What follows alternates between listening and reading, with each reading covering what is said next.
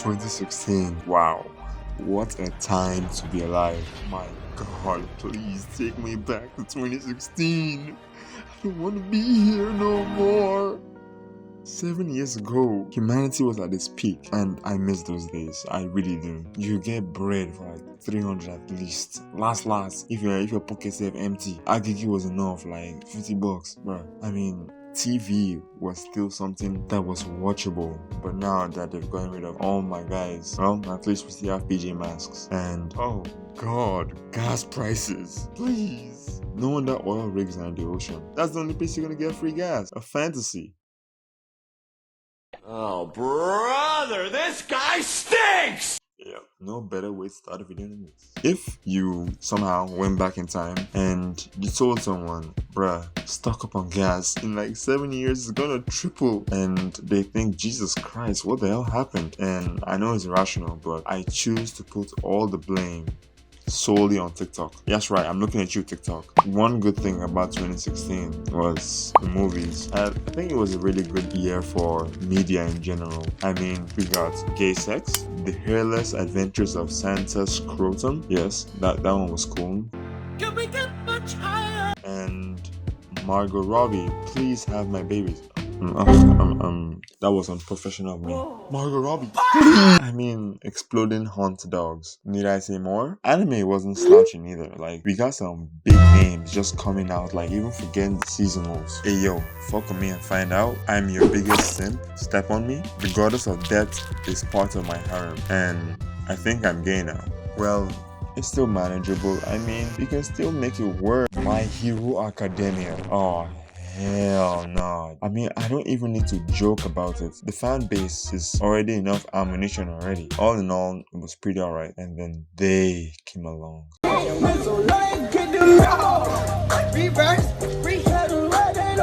Ayo and Tio, the creators of The Reverse. I promise I'm going somewhere with this. It was a very, very popular craze that happened. It got kids, adults, hitting the whip and the nay-nay, throwing their back out, popping and locking it. Oh my god, I broke my leg. And reverse like this. What the fuck? They popularized this kind of fashion called the reverse jeans. Yeah, they're basically just jeans that make you look like after you got a little too frisky with a hooker and you woke up in her house and in a blurry hangover try to put your clothes back on. Those jeans, yeah, they're different from normal jeans in the fact that you won't have your zipper hanging off your ass when you're walking it. They also made this kind of very cool looking masks. I really thought it was pretty cool, and I'll never forgive what they've done to me, although it's probably all my fault. Let's move forward a little bit to 2017.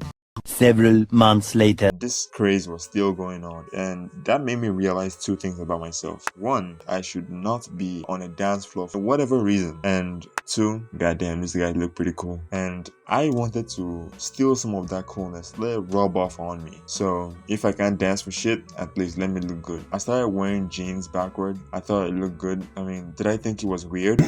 Yeah. Did it stop me from walking around my neighborhood looking like that? Hell no. You can obviously try and picture in your mind the embarrassment that washed over my face when I found out a couple weeks later that these are custom made jeans. You won't have the zipper hanging off your ass, making you look like you're some kind of escaped convict. Since then, I've been very cautious of my dressing.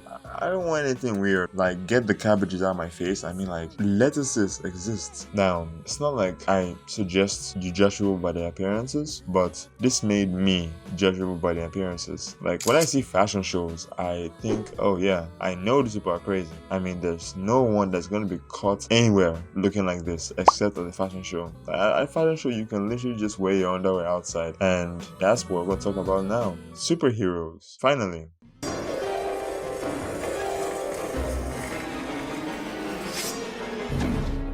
Superhero outfits are very outrageous in the fact that I don't know how kids idolized grown men walking around unashamed with their tidy whities fighting other crazy people. Like, they're all just coked up, superpowered crackheads. Even though what they're doing is for like the safety of the public, yeah, it's still looks weird. It feels like a fashion statement, or maybe a crazy, weird midlife crisis thing. And when you leave the city in the hands of people like looking like this, literally, I mean, come on, bro.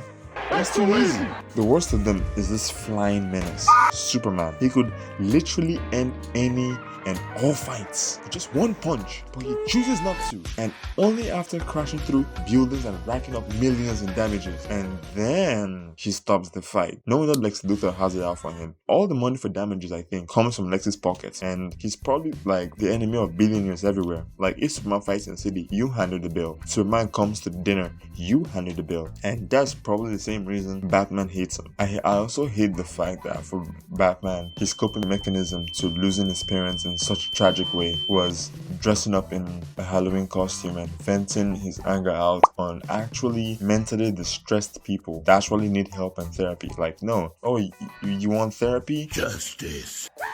Oh, speaking of beating up people and dressing up, we got our own Batman this season in anime. Kage no Jitsuryokusha no narittakute. I think I got that right. This man really didn't need any provocation from even a small boy. He just decided one day, damn, it'd be cool if I could fuck some shit up. From challenging biker gangs to full-on Russian mobs, he couldn't be stopped. I mean, this man's skills were so broken that he got the jump on Truck-kun. I mean, who else could even try this? Like, now, one thing he was obsessed with so much that got him killed was magic. He was sad he couldn't use magic because he accepted his mortality, that he can get killed by nuke, and he didn't like that. So he wanted magic.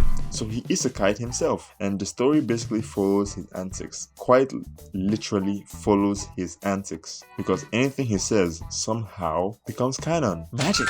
And fighting against evil organizations, gathering a harem, and showing off during the whole process is all in a day's work for Sid Kageno. I mean, if you perhaps skip this anime, you should probably check the manga. And if you haven't read that, bruh, what the hell? And if you didn't read the light novel, go collect one, chop no call, beg. Me and my niggas stay illiterate. If you perhaps liked this video, maybe consider subscribing. You don't want to see me rage.